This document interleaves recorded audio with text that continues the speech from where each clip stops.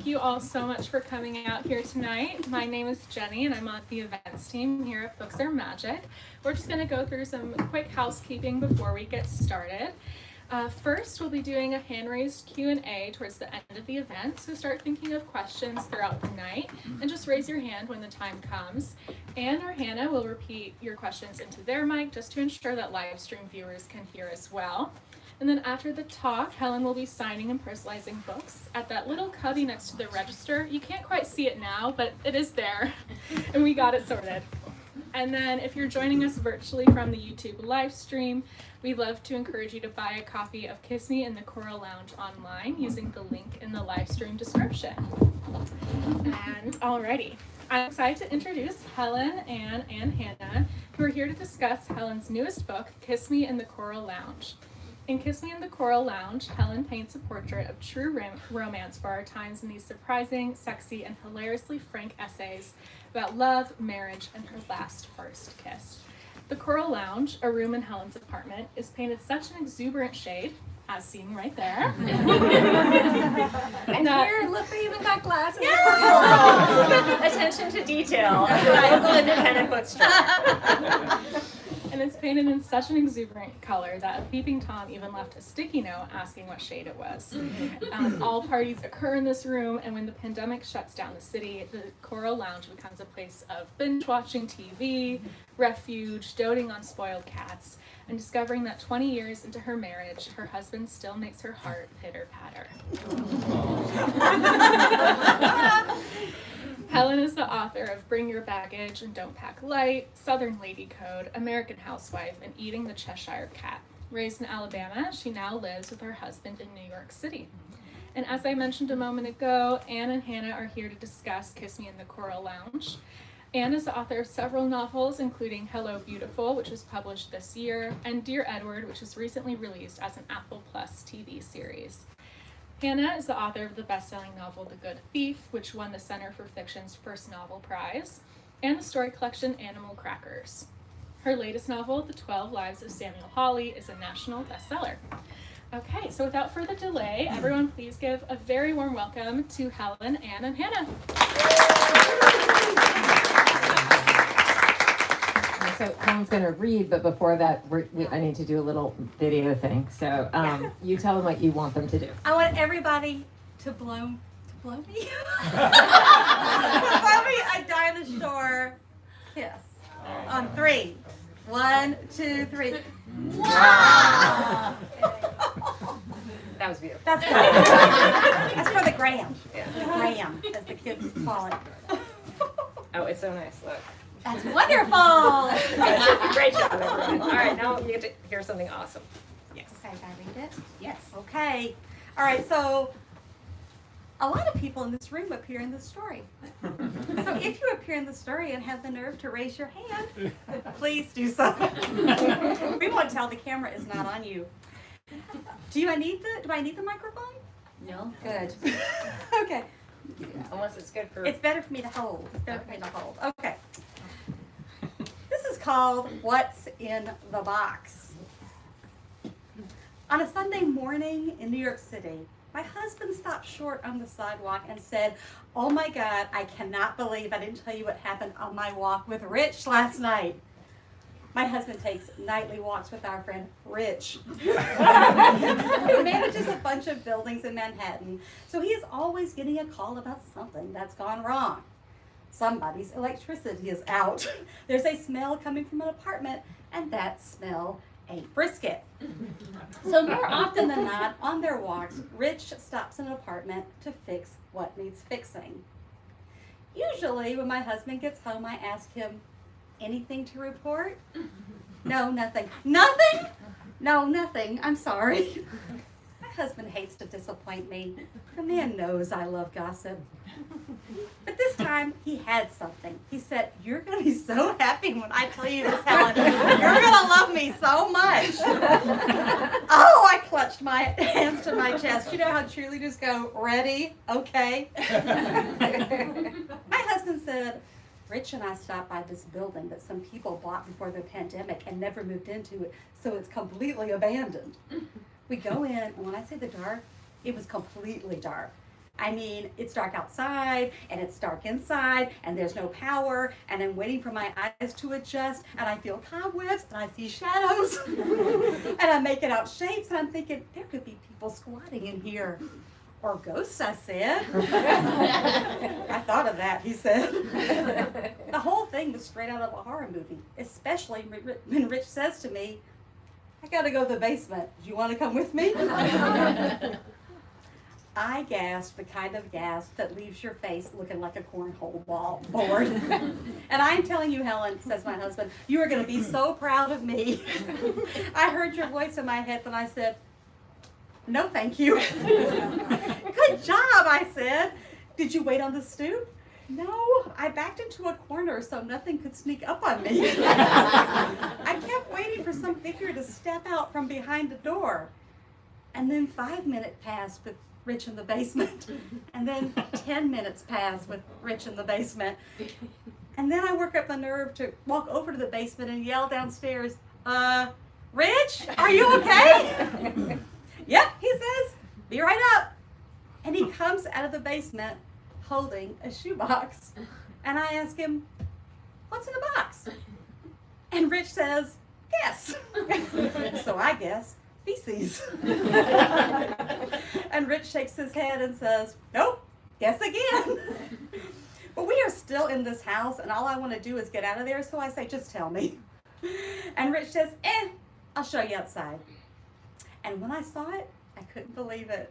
Helen, what's in the box? Satanic talisman, I said. Nope. Fetus? Nope. I feel like I'm your father playing $5 mystery box at one of his garage sales. Guess again. You'll never guess it. I did not guess it. My husband and I told every friend we came in contact with the what's in the box story because at long last we finally had a story to tell. It was June 2021 and for 16 months my husband and I had been doing our part by working from home and socializing in small groups at a distance. Ever so often, 6 to 8 of us would gather on Rich's roof, sit in a circle 6 to 8 feet apart, and eat from paper bags of Sticky's fried chicken. Our friends always had stories to tell. Michelle had had a baby 1 month before lockdown. Another friend ran the city's largest coronavirus testing site, which turned into the city's largest vaccination site. Another friend and her family had relocated to the Hamptons, where they were sure they'd bought the last house on the market, a lavish 1980s coke-den with a basement full of the dead man's Christmas ornaments and a life-size stuffed horse that was also a lamp. None of them guessed what was in the box. We must have told 30 people this story because, it became sort of a psychological test. What does your friend's guess say about your friend, and how does your friend's guess make you feel about your guess? Like when you look at an ink blot and see a vagina, and are so happy to know that all your friends see vaginas. Or you take that fill in the blank test and finish incomplete sentences like, I regret blank. Or I regret leaving my blank in a basement. I don't know what Schrodinger's cat experiment was supposed to prove with the question, is the cat in the box alive or dead? But what it proved to our friends was that they are animal lovers. Nobody guessed there was a cat in there. Our friends guessed a wig, a dead baby's rattle, baby teeth, used Q-tips, fingernail clippings, ashes, dirty underwear, vintage pornography, a snuff tape, lost love letters, and a still beating heart. Apparently, we all expect the worst. My friend Danny loves games so much she nearly choked to death in a marshmallow mouth stuffing contest. Oh yes, before our friend Jeremy gave her the Heimlich, she told me she remembered thinking, I am dying. this is how I'm going to die.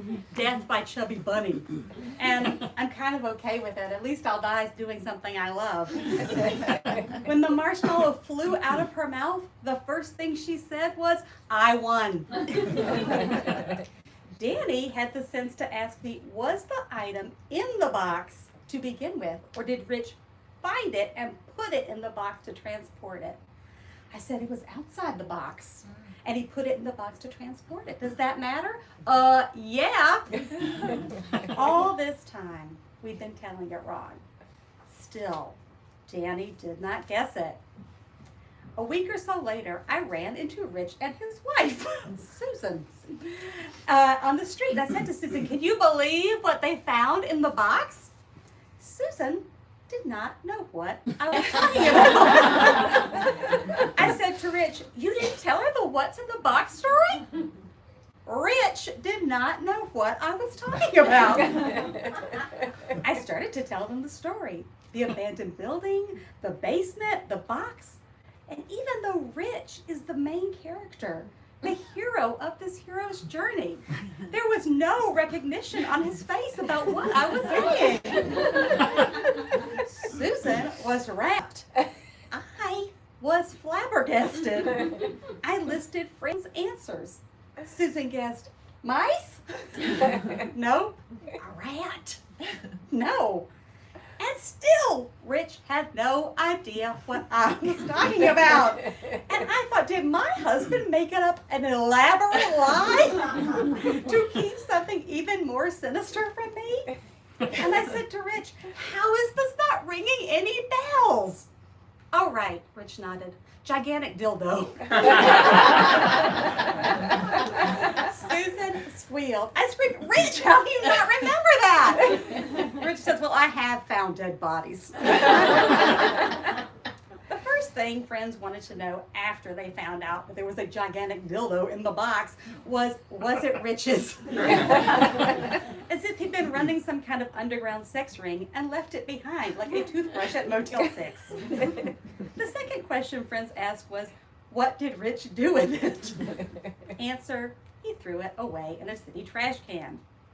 My husband and I stopped telling the what's in the box story the day I helped my friend Martin hang art in his apartment.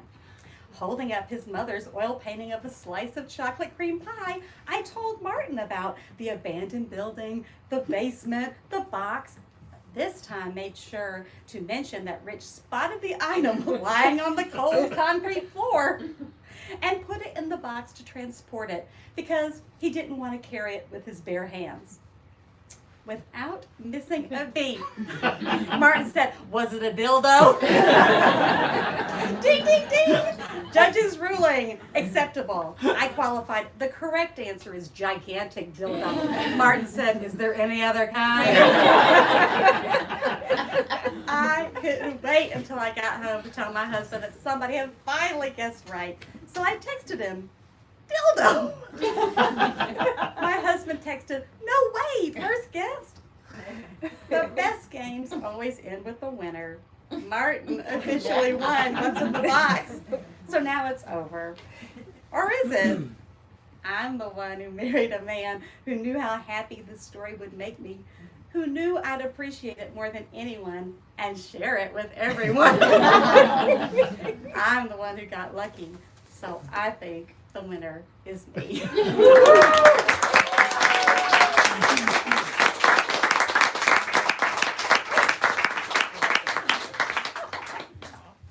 I want you to read the whole book. Need us to ask you questions. It's so nice. Both these ladies do appear in the book. We thought we should just say for anyone who doesn't know, why we're with you up the stage for the 5 billion Yes, you time. say it. Okay, wait, before we begin though, because we're gonna ask Helen a bunch of questions, and start the conversation, but when we turn it over to you to ask your questions of Helen, the first person to ask a question is going to win a prize. Yes! And that prize is a sheet of stickers that all have to do, they're specially made for Helen's book and have her special, quotes on them like grown-ass lady and number one grudge holder, and teacher's pet, and also a wonderful picture of Helen's 2 cats. Yes. That's important. So anyway, so you've got about 10 minutes or 15 minutes to think of your question, and then we'll have a little contest. But now we're going to talk about ourselves. Yeah. Very briefly. So the three of us went to graduate school together in 1993 or something. No, 95 to 97. Okay, 95. I don't know years. It was NYU. We went to NYU, yes. And the three of us sat next to each other in Danny Shapiro's workshop. And we decided that we were going to meet together that summer. Danny suggested that the students find little groups so that we could keep moving our work forward during the summer. And the three of us saw something in each other. That was Helen, actually. Helen. She was the organizer. That's true. Teacher's pet. Helen personally tapped us because she felt like we gave the best feedback. That's right. Yes, and we were all like type A organized human beings. Yes. Which was not a rarity in our MFA program. And so we've been meeting, and we're each other's first readers ever since, which again, I can't do math, but it's a very long time. 28 years. 28 years. It's a long time and many books. But the way I like to tell the story is also like when we started, none of us had published anything. None of us knew what we were doing. We were just starting out. Little babies. And we were able to see each other through many ups and many downs, as all the writers in the audience know. There are many ups and many downs. No, actually, I'll say more downs than ups. A few ups, but mostly downs. So you really need company. Well, we call it a marriage too. This book true. is It about is a marriage. Helen's Yes. marriage to her wonderful husband, but we are also married. That's true. Yes, and Helen's last book, Bring Your Baggage and Don't Pack Light, was mostly focused on her friendships and how the importance particularly of female friendships later in life and how those keep us going and become, important parts of our lives. And so my first question is sort of like, why did you decide to write about your marriage? Because this is you sort of pivoted and now this is a different kind of book, but still hilarious, still so sharp, still so funny, still, telling wild and outrageous tales like the one you just told. But this one is focused, it's more intimate. It's almost like you narrowed the lens a little bit. So can you talk about that a little bit? Well, my lens had been narrowed because there was a pandemic upon us, and I was living 24 hours a day with my husband. So I wrote what I knew. Look at him. And he's put 28 years in, so there's some good stories. So yeah, I just, so many people were trapped, for lack of a better word, and I became very aware that I was happy to be trapped with him. Yeah. You write about the sort of hobbies that you developed and dove into during the pandemic, and I wondered if you could talk about a few of them, because it's actually you. I feel like it's you. One of them is plants, Yes. and I feel like your life during the pandemic, it became deeper and richer inside the walls of your apartment in all these different ways, including your marriage. But could you talk about some of the There's hobbies? got a you jungle developed? in there. I became the apartment sort of became something I like to call Three's Company, and I'm Mrs. Roper. I took to wearing caftans, which I thought, I thought a caftan was very luxurious and Elizabeth Taylor, circa 1960, until my husband told me that it was a little too Duggarish for him. And so I am a Southern lady, so we're supposed to garden. We're supposed to have a green thumb. And so I took to ordering plants from all around the country to, number one, support small businesses, and number two, just to bring the outside inside. So I had plants coming from Florida, from Washington, and Carolina, and they would come, all bandaged up and then burst forth into my living room and coral lounge, and then I would murder some of them. And then I also became obsessed with stickers, which I also made Martin obsessed with. Again, you're alone. You're alone during the pandemic. Those of us who are trying to you don't have to have a creative life. You know, like when you were in school, like the best thing to get in school was a teacher's sticker that said like good job, or had a cookie on it that's that said you're the chips or whatever, and I just started Googling on eBay teacher reward stickers, and so every day if I wrote 500 words I would give myself a little sticker. Like Lucy saying great job, or Charlie Brown saying good for you, and then it became a bit of an obsession. And if you ever go to like the Folk Art Museum or an Outsiders art fair, which is really like crazy people stuff, they have journals of just writing that is minuscule and Polaroids and bizarre things. And if you don't burn my Lily Pulitzer planners, that is what people will find, are just pages covered in stickers. This is all red. These are all Walt Disney characters. These are all Smurfs. It's just there's a way to spend the day. And of course, Lex did get a gold star every time we had sex.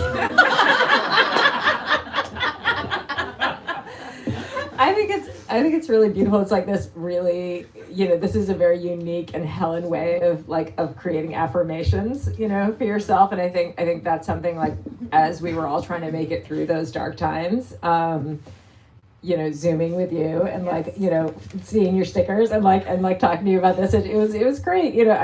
I greatly enjoy it, and that's one of the great things about this book is like she sort of deeply dives into these fun hobbies, but it's deeper than that. I will say there's deeper emotional levels. It's not just stickers. I wonder actually if you could talk about that. So these essays are extremely funny, and but they also do have a depth to them, and I wonder how you do that sort of craft-wise. Like if you think about it as beats, or like that you need like 2/3 of the way through it goes somewhere that you didn't expect it to go. I'm surprised. The way I think about it, before I started writing essays, which I never expected to do, I wrote short stories, and whenever I would write a short story, I would have a question in mind, or I would have a title in mind. Like the question would be, what if a writer went on Dancing with the Stars, or what if a book club had a more sinister reason for meeting? So I would have a question. And with essays, I find myself verbally telling, we told the what's in the box story over and over, and I thought to myself, why do I keep telling the story? And so I wrote the story, and I figure out why I'm doing it halfway through. And I'm not someone who feels like I have to write the darkest thing that's ever happened to me, and these are two of my very best friends, so they know all the dark things. They know it all. I just want to write happy things, and those dark things do come in, but usually it's just a sentence. I let you know that I've lived, but I don't need to give you all the details of the dark times, because you've been through dark times and you can fill in your own head. So that's how it works. I tell a story and I figure out why I'm telling it as I write it down. I think most writers work that way. Yeah. Or one of these two says, "You need to tell us more about this." like a perfect example is, there's a piece in the book. So a friend sent me the obituary of my first kiss. He had died at 53, and this is somebody I hadn't thought of in 40 years. And so I wrote this obituary for my first kiss, and I give it to the girls, and Hannah and Anna are like, "Oh, you have to write about your husband's first kiss." and that's what the whole thing turned into. The whole piece turned into how my husband and I, our first kiss was our last first kiss. So that's how it works. Like something starts off, and either I think of it or one of these thinks of it, and I just do what they tell me to do. One of the essays is actually like how to write about touchy subjects. Oh, yeah. So can you answer that question? Like for those of us who maybe are afraid to write about something that is touchy? I think how to write about touchy things is you don't have to say it all. You really don't have to do it at all. If it's nonfiction, you don't have to do it all. But if you do, my mantra is be funny, be honest, be kind. I let a person, if you appear, both these ladies have appeared in my stories. Half this audience have appeared in my stories, and I give the person. There's one right there. I give the person the piece well before it's published to say, is it right? Did I get it right? Is there anything you would change? Do you want to change your name, Susan? Or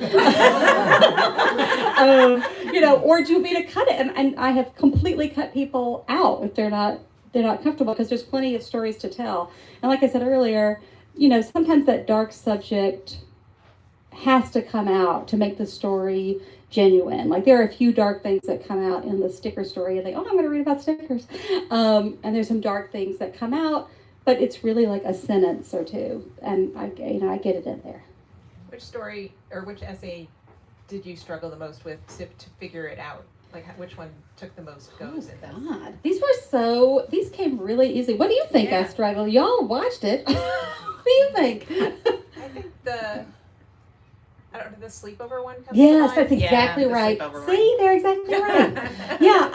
There's this, when I was 12 years old, I was hypnotized at a sleepover party in Tuscaloosa, Alabama. And I have wanted to write about that for 15 years. And I've never, been able to do it. And I tried to write about it for Southern Lady Code. I tried to write about it for Baggage, and I couldn't, for whatever reason, I couldn't do it. And then finally, it came out. It just takes forever. But sometimes, again, it's like, that's a pretty dark story, because sometimes dark things happen at slumber parties.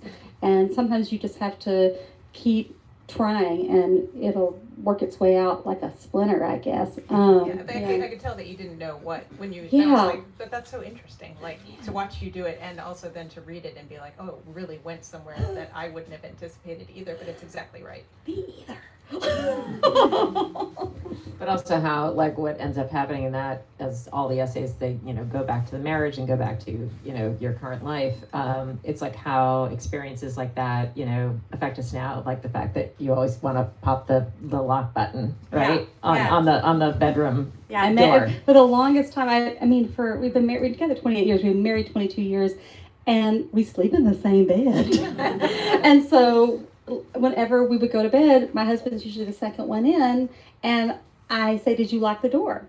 Did you lock the door to our bedroom? Who is coming into our apartment? But I like that little boop is going to stop the killer from getting through. And I need to hear that little boop, of the lock to go to sleep. And I was doing a lot of traveling recently, so my husband was home alone with the cats, free range, for weeks at a time. And the cats and my husband became accustomed to not shutting the bedroom door.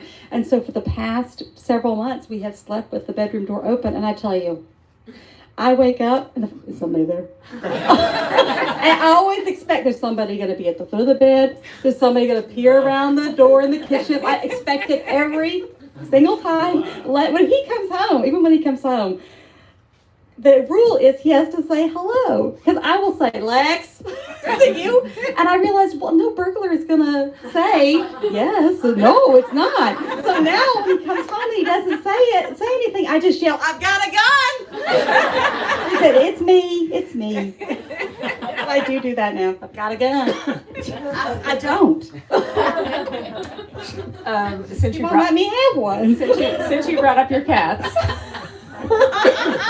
They figure majorly in the book in various ways, in hilarious ways. And there's a great essay in this. It's actually kind of like a spoofy thing, which is a letter to our cat sitter, which describes in intricate detail all of the needs of these cats. Yes. Can you talk about that, please? I'll tell you about writing that. So I started writing that because I actually had people coming to stay and cat sit the cats. And so I started writing like how to take care of the cats. And it was like, how to take care of the cats, how to take care of the apartment. I give it to the ladies, and they just both said, more cats. We just want it all to be about the cats.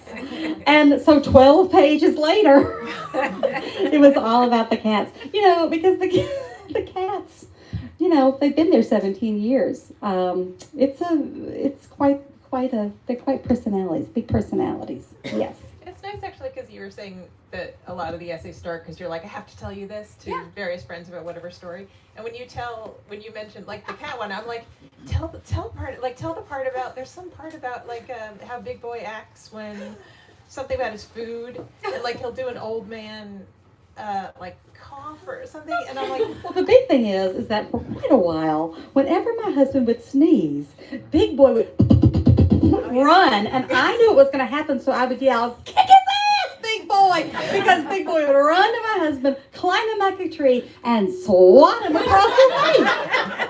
And as my husband says, he didn't use his claws. It was just startling. So, a rule if you cat sit the cats is if you feel a sneeze coming on, just step into the closet. it's a sign of how good they are though, because I'm like, tell them what happened in it. You said the plants thing, and I want you to tell them the little bit of dialogue about. Okay, so I know exactly what you want. Because again, like, these stories come about because I keep telling the same story over and over again. And now I'm better at, like, writing pieces because I know I should write that down. If I tell it 3 times, I should just write it down and see what happens to it. So I know this is what you want. So the plants start to appear in the apartment, like +1s all over the house. And my husband, looks at me one day and says, "How many plants are in the apartment?" And I said, "How many plants do you think are in the apartment?" He said, 7. And I said, "That sounds about right." There were 38. So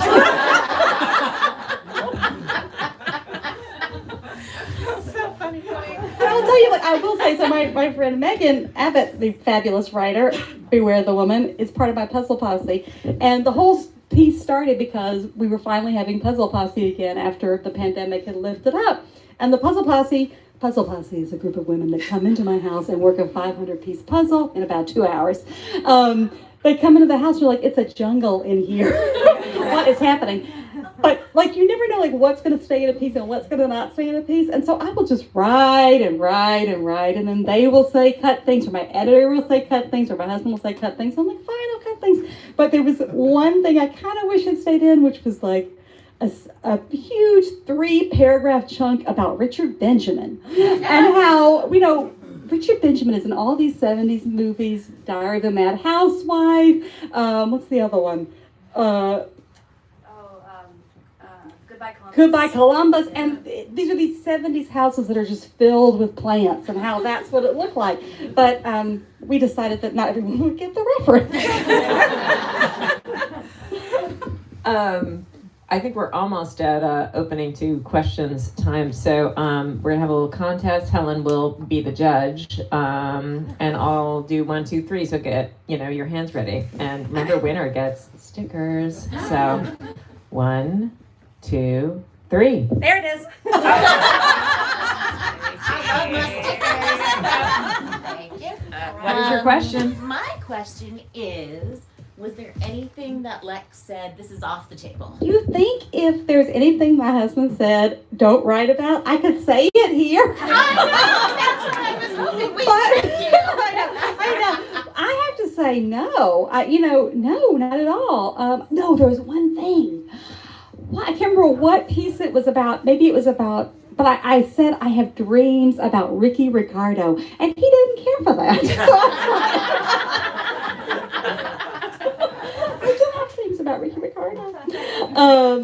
Anyway, so that was the only thing that was cut. He's very generous. He's very, very generous lover. Very generous.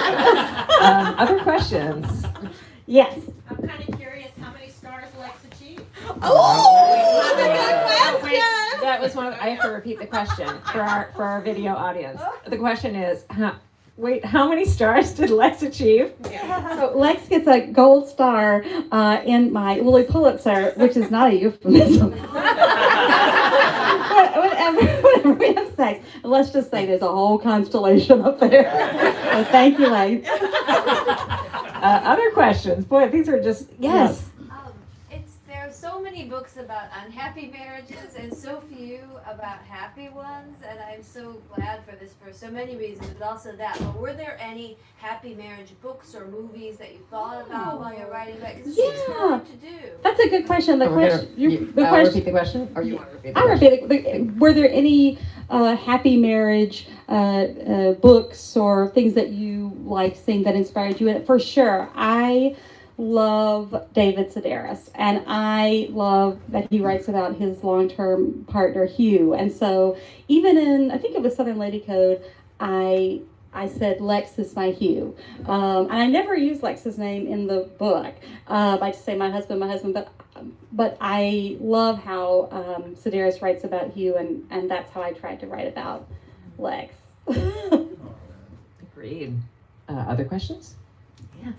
I'm also an Alabama writer in New York. Yes, Roll Tide. My question, Roll Tide, my question for you is, I find it difficult sometimes because I do still have girlfriends in Alabama. And Me too. Yeah, I have one Southern friend in New York. She's my one person where I can say, isn't it so weird that we used to do that? Isn't it so weird that we thought that was normal?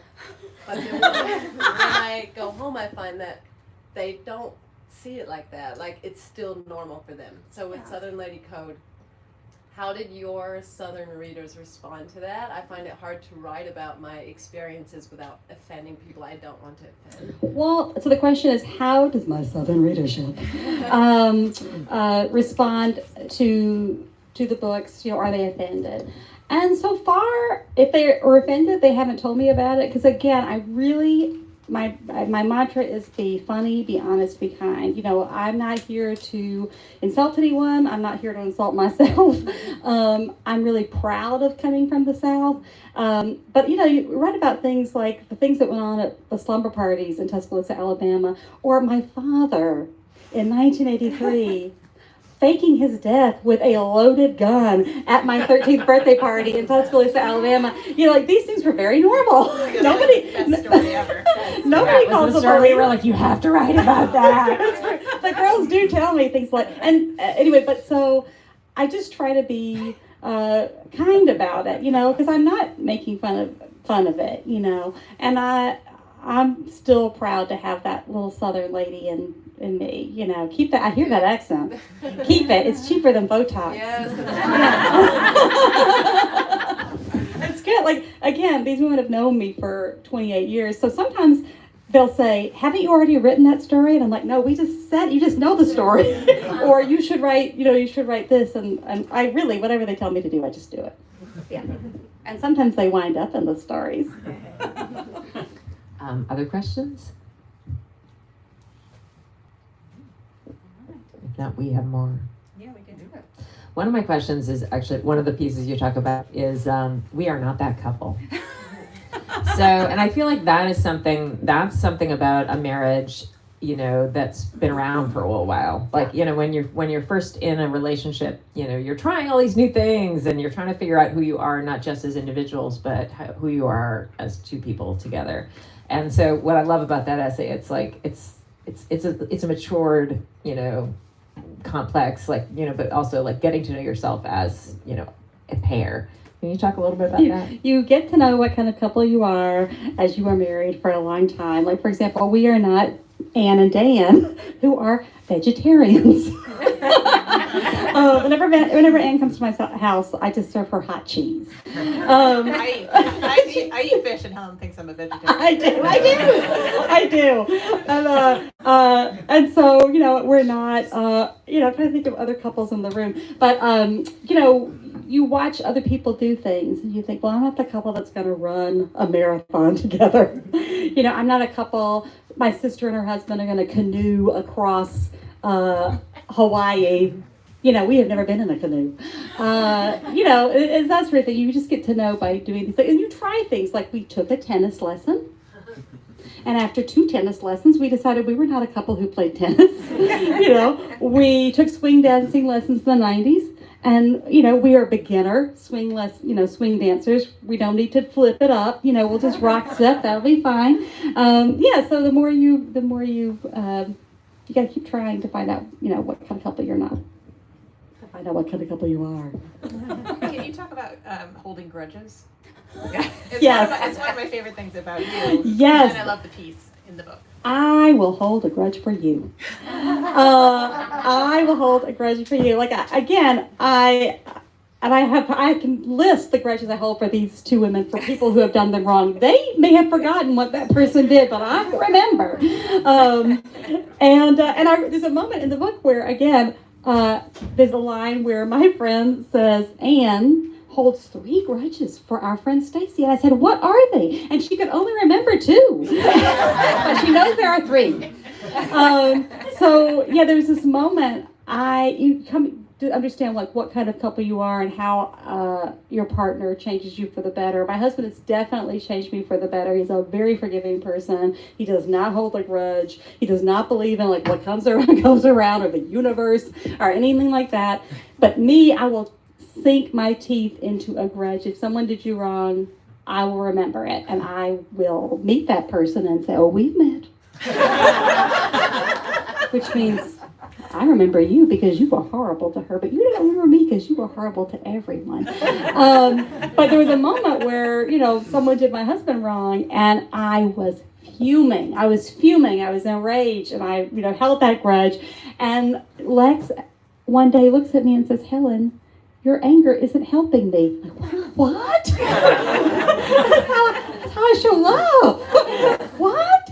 And it just stopped me cold. And I let the grudge almost go. I just didn't tell him about it anymore.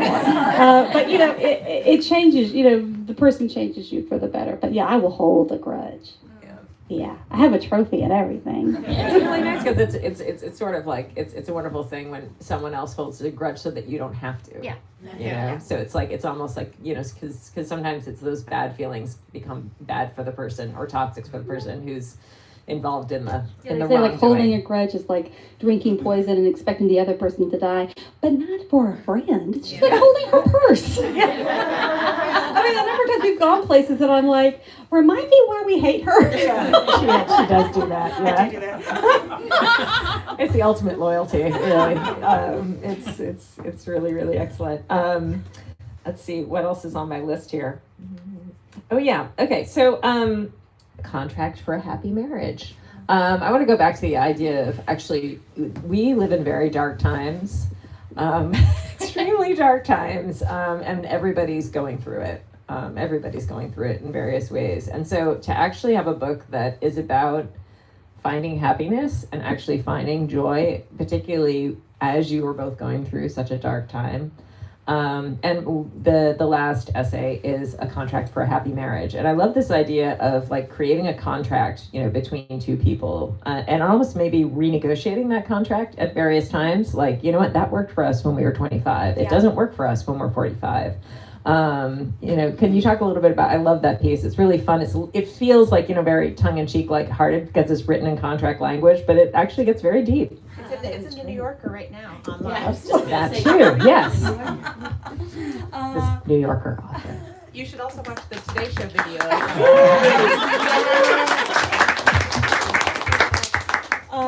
So we are constantly adding to a contract. It was the first time I put it in writing was for the book. But my friend Kay, I think you're watching, recently texted me, oh, you have to add that Lex gets to put the last puzzle piece into the puzzle, which is him participating. He doesn't want to work the whole puzzle, but he just wants to put the one piece in.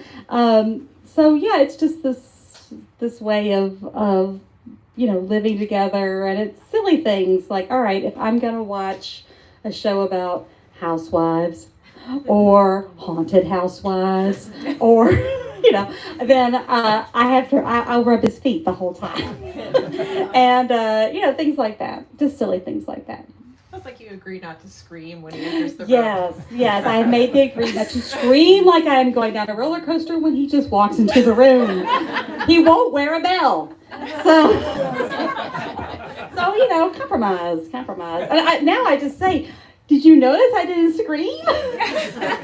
Yes, very good. When the toast popped out of the toaster? Yes, I noticed. I think the intentionality is so fascinating to me in your last essay collection about friendship and obviously in your collection about marriage, where you do this beautiful job of showing us what it is to grow into, to mature and to change, to for the betterment of the relationships that you're in and the betterment of yourself, because you have like chosen to be friends with this person, you've chosen to be married to this man, and this is where you want to be, and so you're willing to grow and be better in the face of that. And that's part of, I think, what lends the depth to your work, makes it so moving when you read it.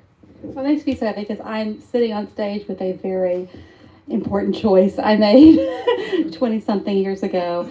I would not be the writer I am without these two women. It is a marriage, and I'm very, very grateful.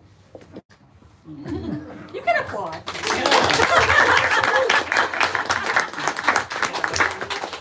Well, from our end, it's been wonderful watching you find your way to this place. You've written all different kinds, you've written novels, you've written YA, you've written these essays, and then also like find your footing and get more and more confident in this place of, this Nora Ephron, David Sedaris lady that she is now. But Who knew? now she is Helen Ellis, and other people are going to be saying, "Oh, you write just like Helen Ellis," or you're trying to write like Helen Ellis. I guess I want to, just sort of, as we start to close things in, one of the things I love about this particular collection of yours, and I think there is something about what happened during the pandemic that made us all start to notice small things in our lives. We started noticing or focusing on the small things, just our worlds were suddenly so limited.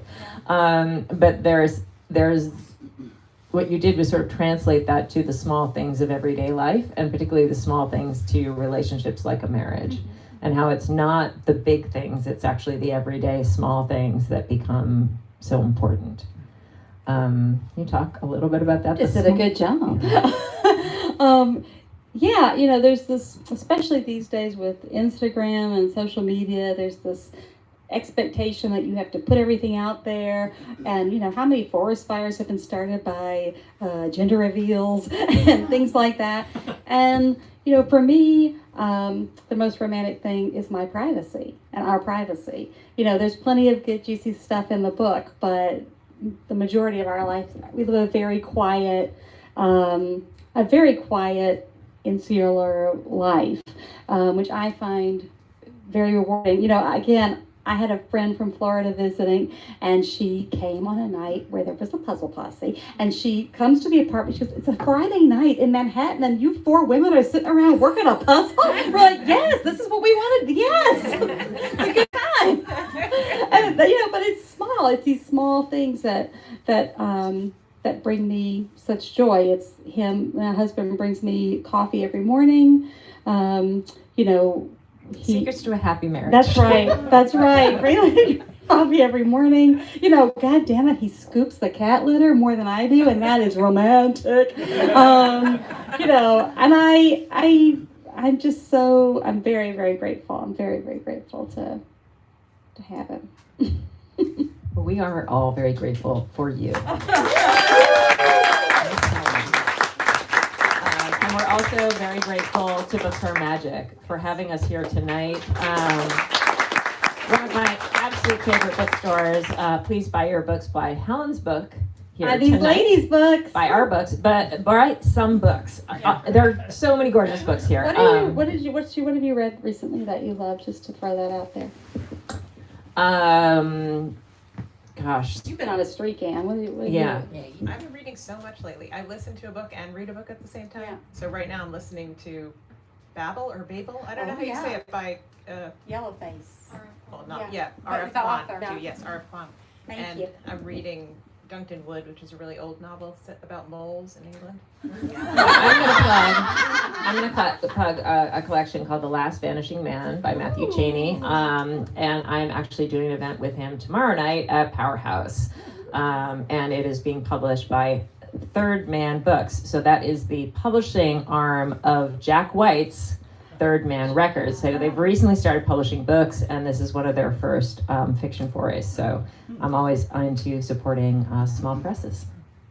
I will plug 2 books.